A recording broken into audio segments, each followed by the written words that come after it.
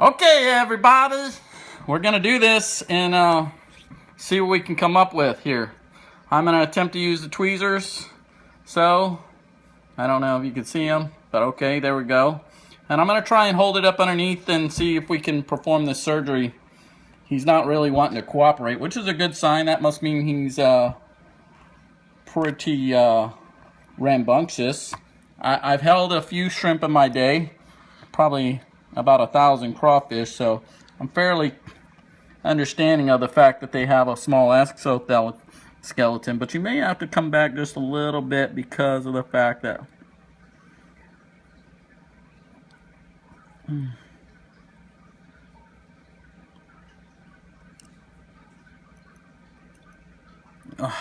He just pulled off his leg. he did that, which is not very easy. I mean, it's hard to get the gill plate back without him puncturing him or hurting him, and I'm trying to keep from squeezing him too hard and get up underneath that gill plate.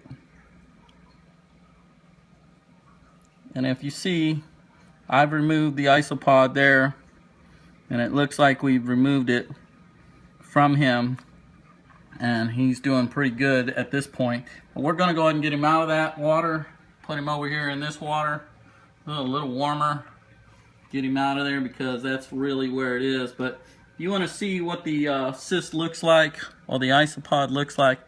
It's pretty much just here in the water.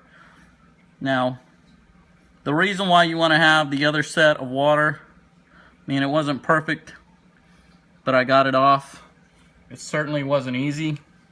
I wouldn't recommend it for those people who are not careful with animals and could squish them, but I don't see it as being as an entirely too hard. I mean, obviously I pulled two of his legs off, but we all know that shrimp will grow their legs back. Does it look like there's something still on there? I don't know. No, that's his colors on his body. Is that an air bubble? No. You need to make sure to squeeze him and kind of make sure there's no air bubble. I don't think so. I mean, he's doing fairly good, and I think that's, I don't see anything on that side. I mean, the white piece. that white is his part of his body. Oh. Yeah, I mean, at this point, I don't think, really want to traumatize him too much more than I already have. I'm sure the temperature variance between the two waters really wasn't that fantastic. But I did remove it. I didn't get it. What's that? Oh, I did get it.